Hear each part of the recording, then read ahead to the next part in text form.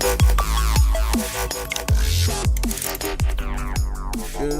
morning. I am in the car and we're going to work. This will be my first podcast from the car in the morning. So I've got to say right off the bat, going to work like this drive is one of my favorite parts of my day. I have a very relaxing drive. So backing out of my driveway, the first turn I come to is not a stop sign, so technically not a stop sign. I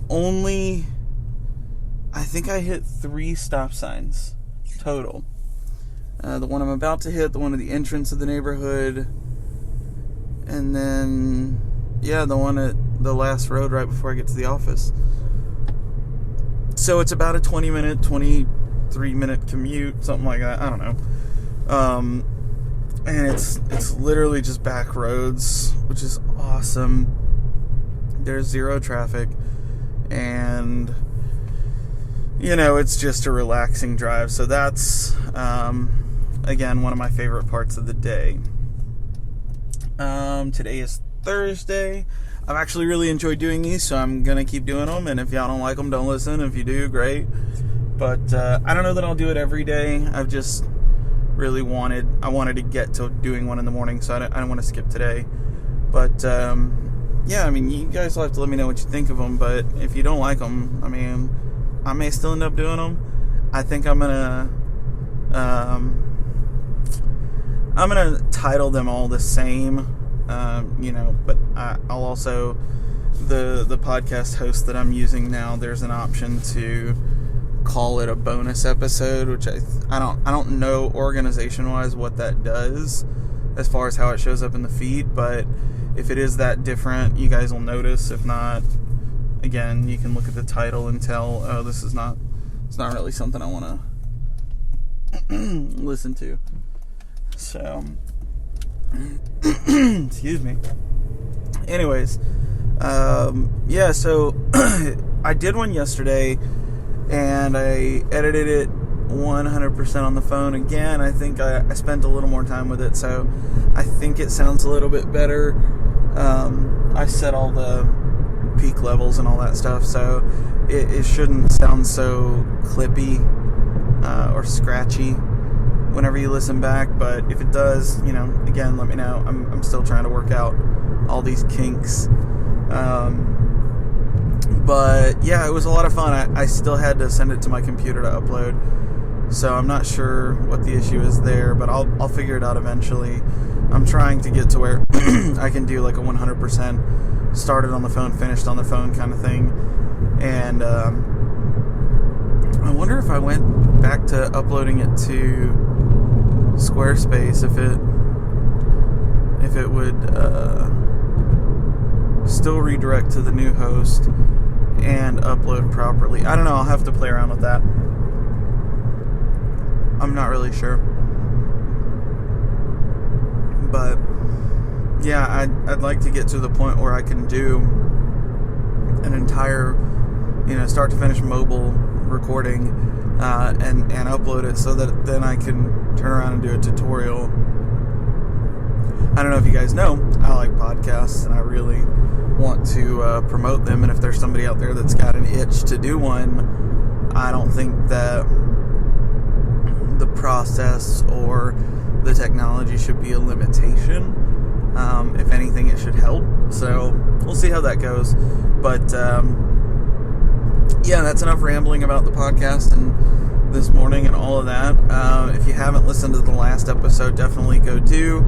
I talk a little bit about life updates and what's going on there, and so pretty boring stuff. But today I wanted to talk about some recent acquisitions.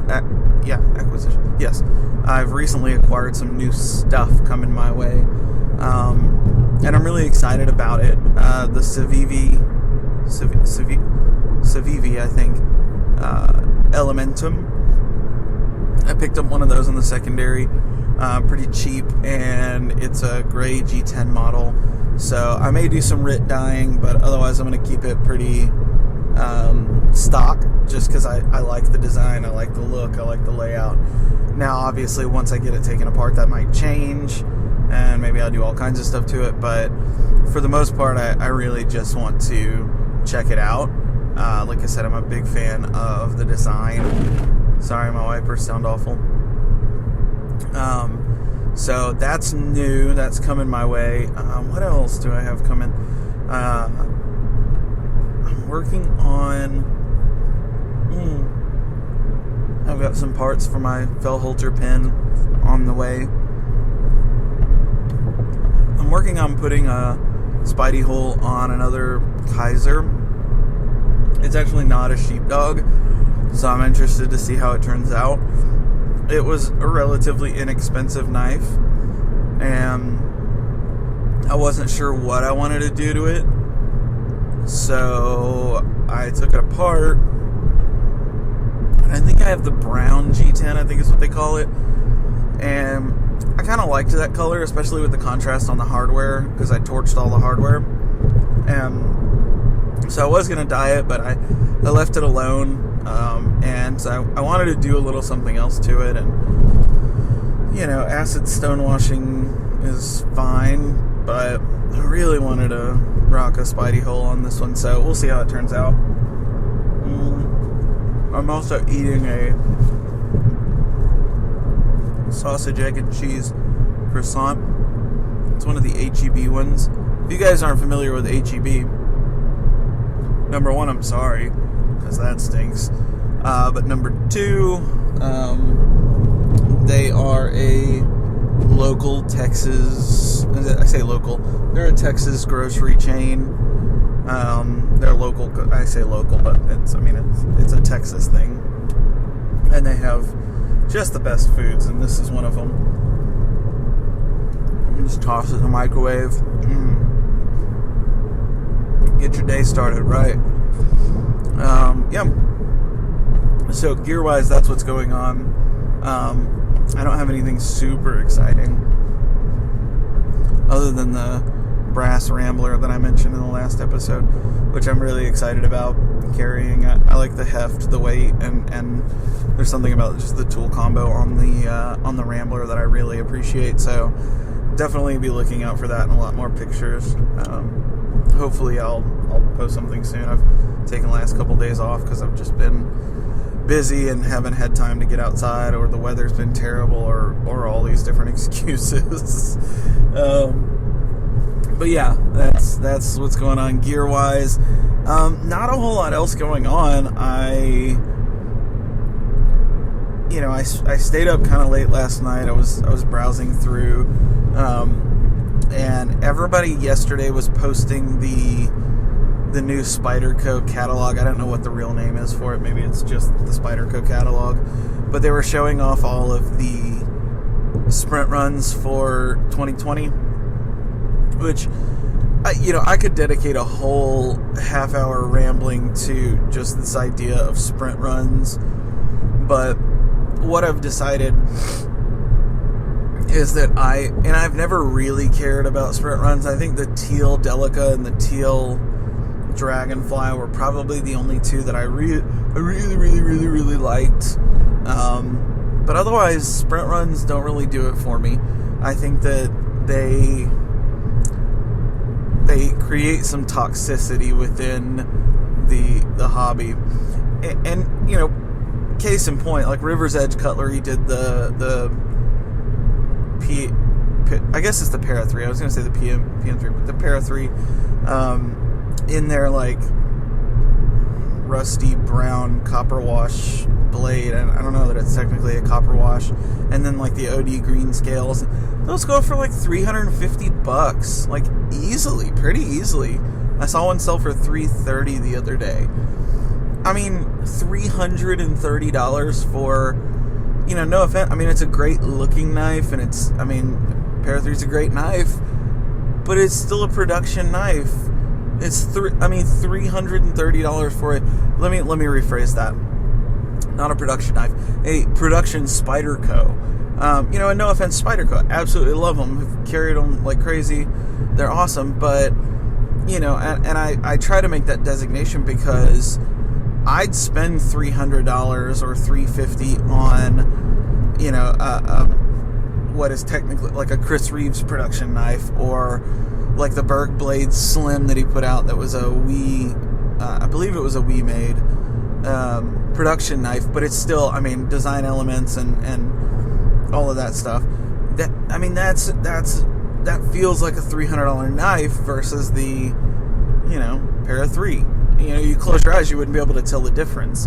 So, and I'm picking on River's Edge. I love River's Edge. I've shopped there, but that's just the first one that comes to mind. But God, all the Sprint Run Shamans and all that stuff that pull ridiculous money.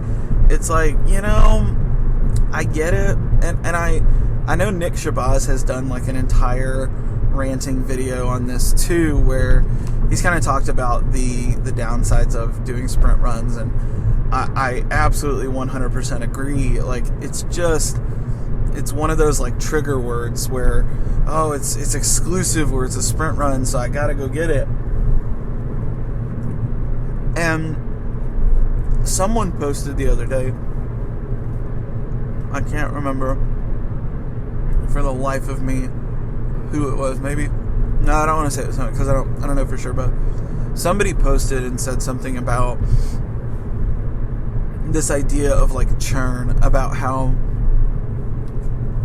all of these sprint runs and exclusives and all that stuff, they just create this constant habitual buying. And I am the worst about this. I do buy and sell a lot, but these sprint runs and some, and I don't buy and sell to get something that's exclusive. I buy and sell because I like to try gear and experience gear and take pictures of gear, and I'm always kind of on the hunt for what fits perfectly, and I'll get pretty content with my carry for a while, and then I'll just get a wild hair and want to change it all up.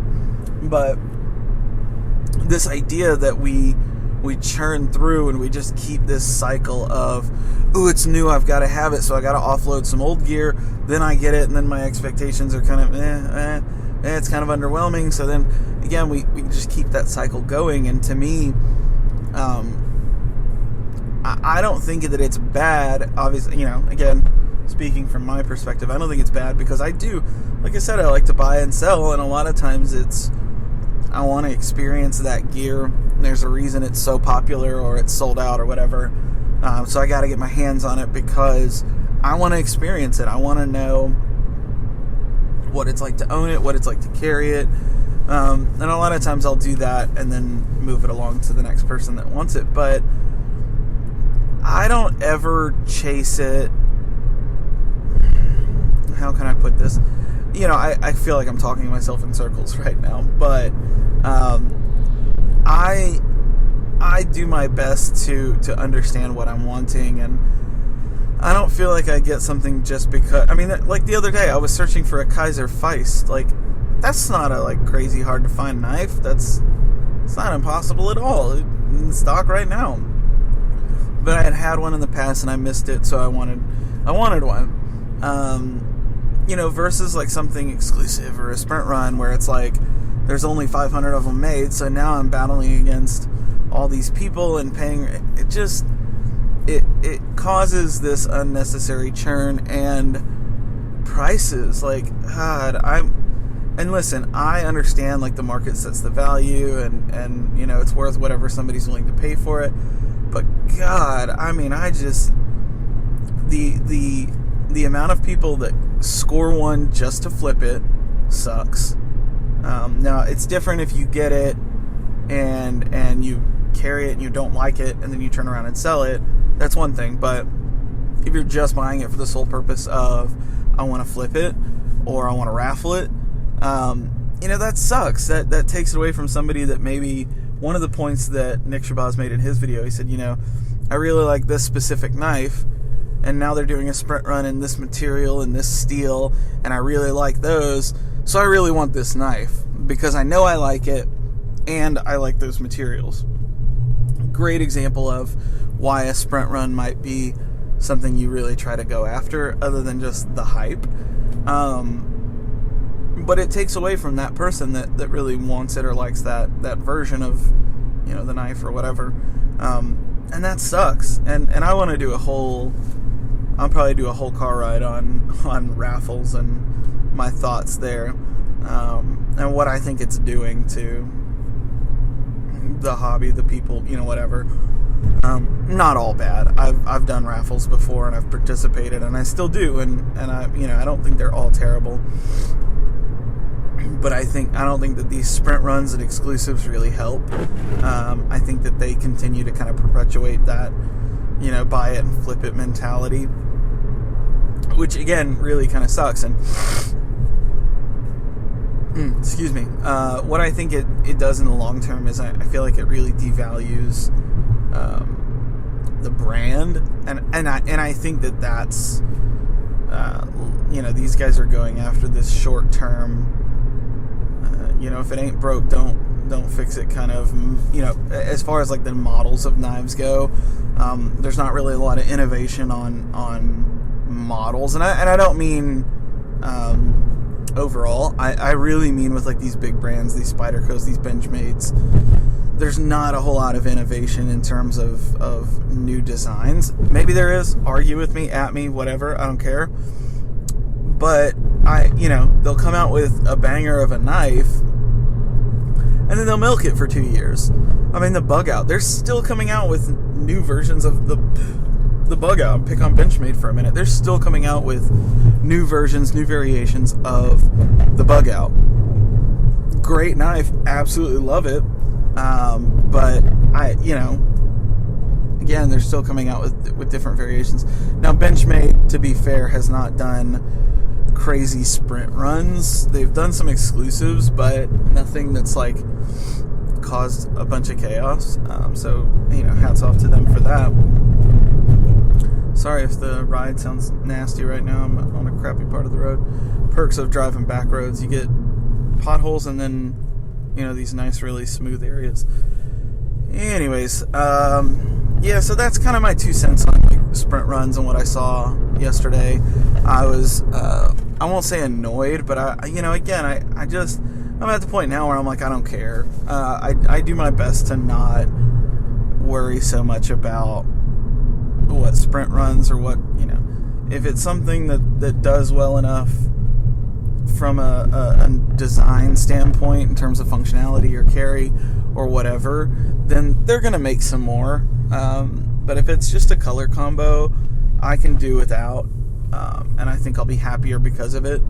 Because what I found is anytime I really do chase something that's exclusive or limited, I feel like I get hyped up, chase it, get it, and then I'm kind of like, well, that was fun, but I don't know. Maybe I'm just crazy. I think this is another point I had thought about, and it just came back to me. I feel like these manufacturers that are doing these sprint runs and these exclusives, a lot of them have caught on to the fact that 9 times out of 10 it really is the chase, the hunt, to me that's probably 80% of it. Yes, I want to try new gear. I want to take pictures of new gear. I want to see what the fuss is about, or what I like or what I don't like. But man, I like the hunt too. I like talking to people. I like searching for it. And if I if I can go out of my way, meet some new people, chat, it was a nice experience. So I think that these companies have kind of figured out, hey, that's a thing that people like. Let's make it a more common thing for them to have to do. And it's not like hey, we want them to do this because everything is so fun and because they're going to meet new people. It's because, hey, we know that in the process of them doing that hunting and chasing, they're going to buy all these knives up. I don't know. Am I wrong? Maybe. Probably. Who knows? But am I, a hypocrite because I will buy and sell and chase? Sure. Call me that. That's fine. But really, to me, it's really just a matter of the churn that it creates. That's what I really don't like.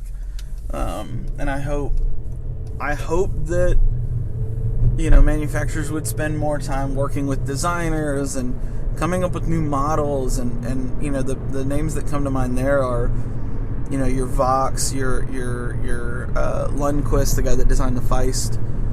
He actually just put out is putting out a new knife with Kaiser. That to me is more exciting than a quick sprint run of this specific steel or that specific color or material or whatever. It's just not doing it for me. So I don't know. You guys tell me your thoughts. Am I crazy? Am I wrong? Do you guys like sprint runs? Do you think that they're annoying or obnoxious, or you don't like them, or you do? I mean, you know, tell me what you're thinking. I'm about to pull into work, so we're going to end this thing here in about 2 seconds. But anyways, I just want to say thanks so much for listening. I've really enjoyed these chats, these commute chats. I really like getting my thoughts out without blowing up an Instagram story with, you know, 100 different slides. So I'll probably continue to do these until somebody just says, hey, this is really stupid, you're wasting your time talking to no one, quit doing it.